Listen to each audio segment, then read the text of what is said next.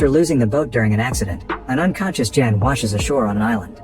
When she wakes up, she sees her friend Brad nearby and runs to check on him, only to discover he's got a large piece of coral sticking out of his stomach. She yells for help but nobody answers, so after taking the flare gun from his vest, she drags Brad away from the shore. She removes the coral to then cover the wound with some fabric, yet Brad's only response is asking, "Did you see it?" Jen thinks he needs some water, so she runs into the jungle to find a coconut and breaks it with a rock. Unfortunately, by the time she returns, Brad is already dead. Afterward, Jen explores the island, but walking down the beach just makes her do a full circle until she's back where she started. Then she explores the jungle and finds a bunch of stuff that's been there for a while, judging by its condition. Jen yells for help again but nobody answers, so she searches the bag and finds some medicine. Next she checks the cooler and finds some sealed soda bottles. There are more objects under some leaves, like a little metal box in which Jen finds matches, some sailcloth, and a bag with toys. Suddenly Jen hears a weird noise and goes looking for the source. It's coming from a hollow tree, and when she looks inside, she's startled by a bird flying out. Then Jen covers Brad's body with some big leaves. Noticing the sun setting, she looks for a spot to spend the night right before it starts raining. She covers herself with the sailcloth and leaves some things out to collect water.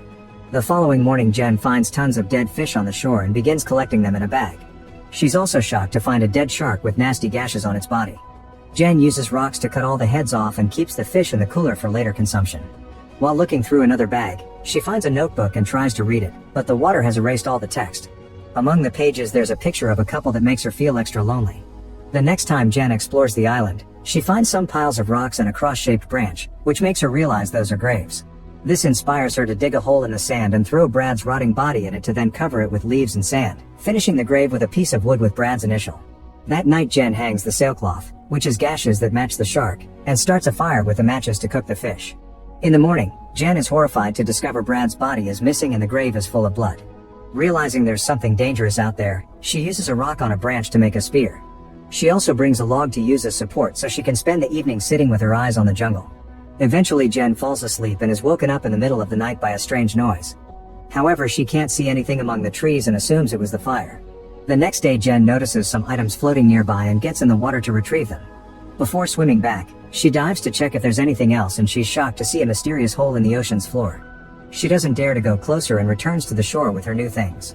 Inside a suitcase she finds a bunch of clothes and changes into something warmer. That night Jen checks the box again and discovers pictures of the dead owners. Suddenly she hears a plane fly by, so she immediately runs to the shore to shoot a flare, but unfortunately the plane doesn't see it. As the flare falls into the sea, it reveals the silhouette of a strange tall monster. A terrified Jen hurries back to grab her spear and runs to hide in the jungle. Soon the monster steps on the island and searches among the bushes, but it doesn't see Jen and leaves without attacking. The following morning Jen notices the monster made a mess out of her camp. When she picks up the old pictures, she discovers the monster's eyes in the background. Desperate to escape, Jen puts Brad's and her life vests inside the suitcase, then she takes it to the water. She intends to use it as a raft, but the suitcase isn't stable enough to support her weight and Jen throws it back on the sand with lots of frustration. Before the sun sets, Jen hides inside the hollow tree to sleep safely. Later in the middle of the night, she's woken up by the noises of the monster arriving to the island. It grabs her log to begin rolling it and pounding on it, so Jen has to concentrate not to make any noise and protect her head. After lots of shaking and growling, the monster gets bored and finally leaves. Days pass with Jen surviving during the day by fishing and during the night by hiding in a hole. After some practicing, she finally manages to kill a small shark with her spear. She hangs it on a tree before falling asleep in the hole, but she still hears the noise of the monster taking the shark away. Sometime later, the waves drop another body on the shore. When Jen checks on it, she discovers severe face wounds caused by the monster, not to mention it's missing the legs. She hangs it on the tree and hides in her hole, but this time she stays awake to watch the monster arrive. It quickly brings the body down and starts feeding on it. At that moment Jen hears a plane fly by and gasps, but she can't come out because the monster is walking near her hole. When it fails to find her, it goes back to the ocean, but unfortunately the plane is already gone. The next day Jen uses the sailcloth, some belts, and rope to make a hammock that she hangs high on the trees. Now she can have a better view of the area from above and stay out of the monster's reach. That night, Jen is comfortable in the hammock when she notices the monster walking among the bushes. Suddenly it starts pulling at the ropes to bring down the hammock, causing Jen to scream and struggle in the sailcloth until she falls off. She immediately starts running away as the monster chases her, jumping in and out of the water to move faster by swimming.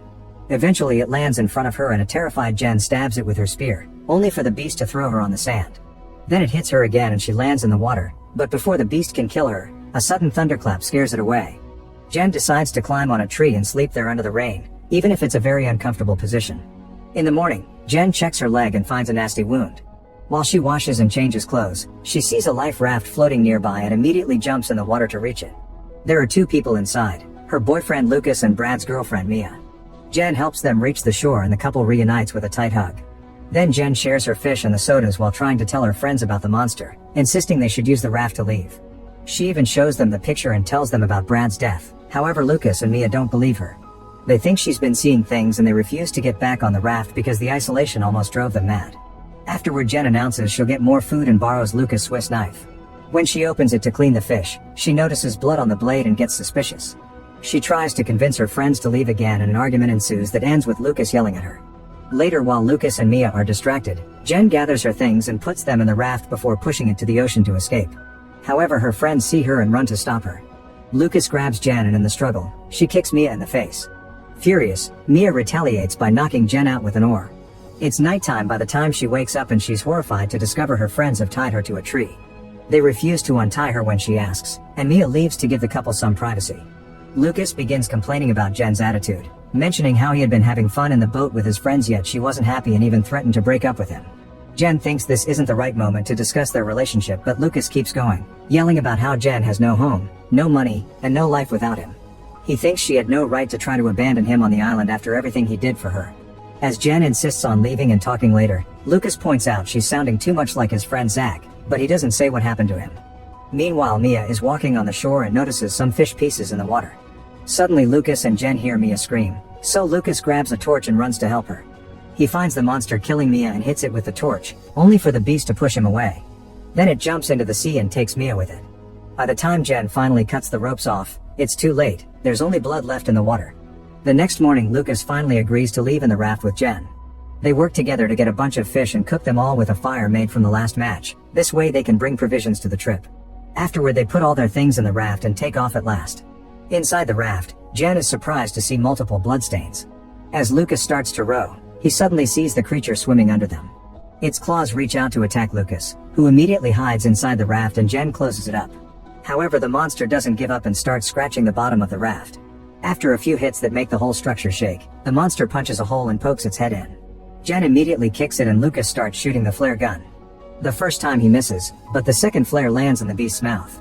The duo then uses the chance to push it back into the water with the spear. For a second they think they're safe, however the creature reaches through the raft base again and drags Jen underwater, intending to take her to his hole. While she struggles against its hold, Jen remembers Lucas' dagger and uses it to stab the beast, who lets go of her and swims away. At that moment it sees Lucas jumping in the water to rescue Jen and quickly swims towards him, grabbing him at the last second to then drag him into the hole. After yelling in grief, Jen swims back to the shore and notices the fire they supposedly put off still has a little spark left. Jen runs to work on rekindling it until proper flames appear again. Afterward, she grabs the notebook and writes a letter explaining what's happening in case she dies and someone finds her. Jen has a plan in mind which includes making a bunch of spears, gathering wood and leaves, and digging holes in the sand. This causes her to find a skeleton, so she decides to use the bones for her plan as well. When night falls, the monster comes out of the water and starts wandering through the jungle, following the smell of fish.